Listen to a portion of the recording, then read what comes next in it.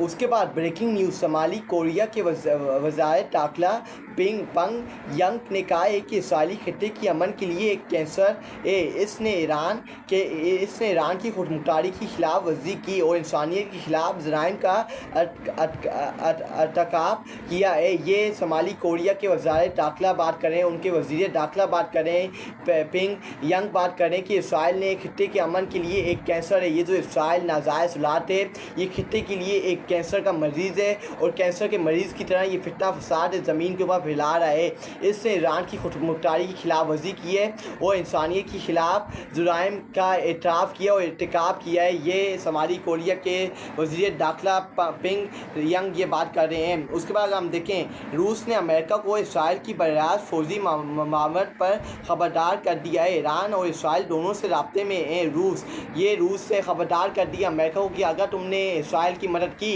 तो फिर इससे बुरा नहीं होगा, क्योंकि अगर आग तुम्हें लगाने आती है तो फिर हमें भी आग लगाने आती है। ये रूस ने अमेरिका को पैगाम पहुँचा दिया है। अमेरिका अमदाद मशरक़ी वस्ती में अदम इस्तेकाम पैदा करेगी। रूसी वज़ार दाखिला ने ये बात की है, वज़ारत ख़ारजा ने ये बात की, रूस के जो वज़ीर ख़ारजा हैं उन्होंने ये बात की कि अमेरिका अमदाद मशरक़ी वस्ती में अदम इस्तेकाम पैदा करेगी अगर वो इसराइल और ईरान की जंग के अंदर घुसता है और तबाही बर्बादी मचाता है। अमेरिका इसराइल की बरास्त फौजी मावनत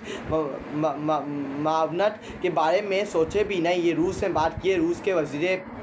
रूस के वज़ीर ख़ारजा ने बात की कि अमेरिका इसराइल की बरास्त फौजी मावनत के बारे में सोचे भी नहीं। अगर उससे ये सोचा तो फिर आपको भी आग लगाने आती है तो फिर हमें भी आग लगाने आती है और फिर हम भी तबाही बर्बादी करेंगे। रूस ने अमेरिका को इसराइल की बरास्त फौजी मावनत पर ख़बरदार कर दिया। ये रूस ने ख़बरदार कर दिया अमेरिका को कि आपने इसराइल की मदद नहीं करनी किसी हाल पर भी। उसके बाद ये कुरान अल करीम की एक आयत है, खूबसूरत आयत है, अगर मैं आपके साथ शेयर करूँ, ये कुरान पाक की आयत है। और उनकी तरफ ना झुको जिन्होंने जुल्म किया, वरना जन्नम की आग तुम्हें छुएगी। ये कुरान पाक की आयत है 11.113 के अंदर ये कुरान पाक की आयत है। अल्लाह ताला ने कुरान पाक के अंदर ये फरमाया है कि उनकी तरफ ना झुको जिन्होंने जुल्म किया, जिन्होंने इस दुनिया के अंदर बर्बादी तबाही जुल्म और ज़बर किया है, उनके सामने किसी आल के अंदर ना झुको। अगर तुम झुकोगे तो जन्नम की आग तुम्हें छुएगी। ये कुरान पाक की आयत है और अल्लाह ताला ने कुरान पाक के लिए उनके लिए पैगाम दे दिए कि जो जुल्म और ज़बर के सामने झुकेगा या जो जुल्म ज़बर करता है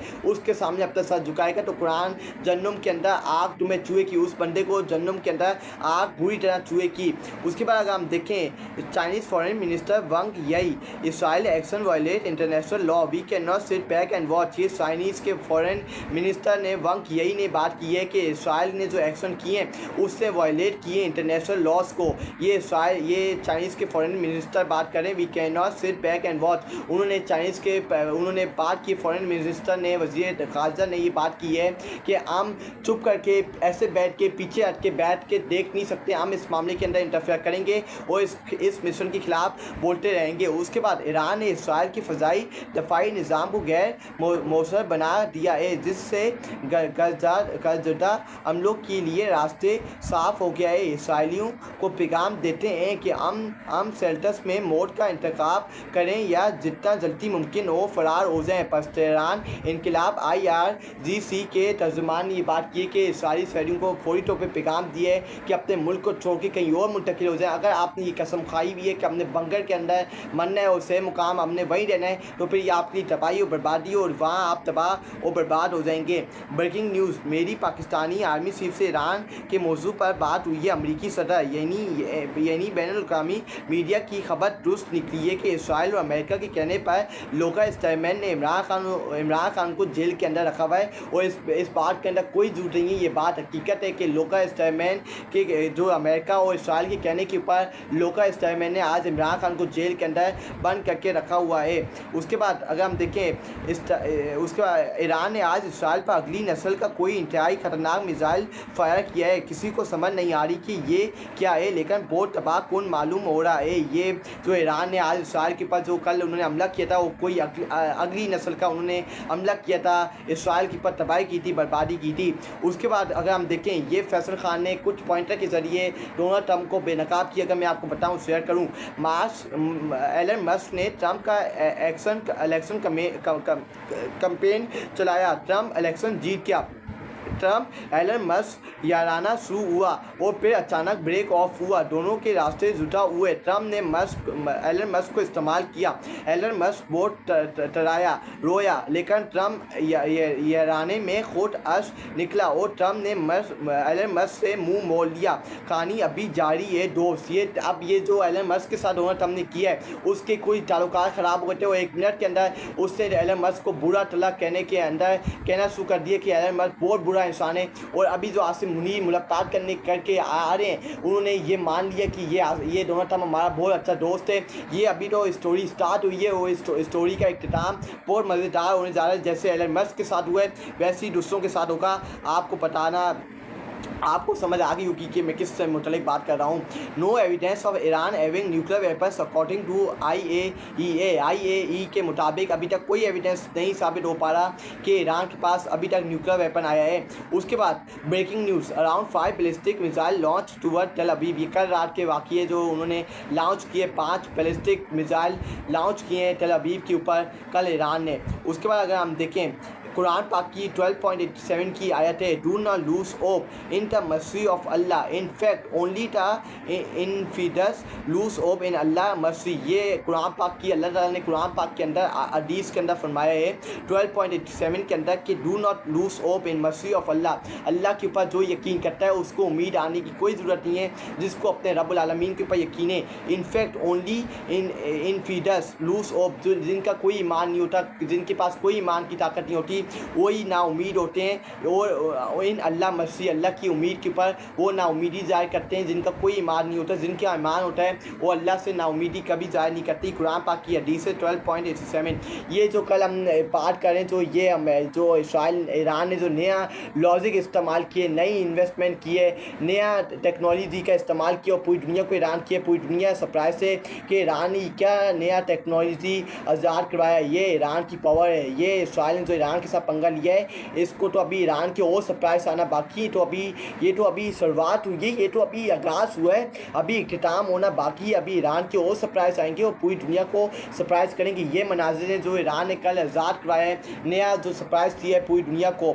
उसके बाद हम देखें डोनाल्ड ट्रम्प का ईरान पर मौक़िफ़ है कि इसे इसराइल के सामने ना एहतियात डाल देने चाहिए वरना तबाही के लिए तैयार है। आज आसिम मुनीर से मुलाकात के बाद डोनाल्ड ट्रम्प ने का कहना है कि आसिम मुनीर का इनके मौक़िफ़ से इत्तेफाक किया है। जो मैंने पीछे बात की है वही बात यहाँ दोहराई गई है। उसके बाद हम देखें इमरान भाई ने आज मुलाकात से पहले बता दिया था डोनाल्ड ट्रम्प से मुलाकात के पीछे एजेंडा एक ही है और ईरान इसराइल जंग में पाकिस्तान इसराइल का साथ दे।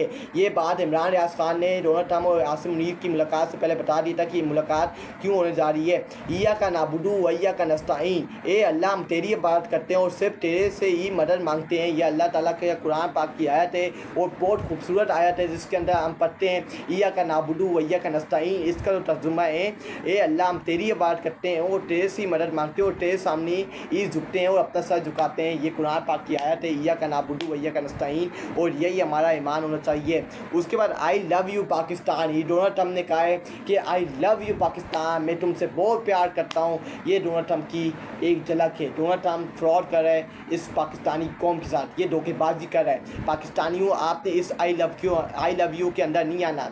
ये धोखेबाजी आई लव यू है, ये फ्रॉडी आई लव यू है। ये धोखेबाजी पाकिस्तान की आवाम को अपनी तरफ कचना चाहता है, पाकिस्तानी निज़ाम को अपनी तरफ लेना चाहता है, अंदर घुसाना चाहता है। लेकिन आपने इसके अंदर नहीं घुसना, आपने अपने बराबर उठ ईरान के साथ खड़ा होना है, क्योंकि अभी अमेरिका ईरान की जंग के अंदर मुदाखलत करेगा और इससे पूरी तैयारी की हुई है ईरान के ऊपर हमला करने के लिए। तो ये आई लव यू पाकिस्तान क्यों कह रहे हैं? मुझसे ज़्यादा अक्लमंद लोग मेरे पाकिस्तान के अंदर बैठे हैं, आप सबको समझ आ जानी चाहिए।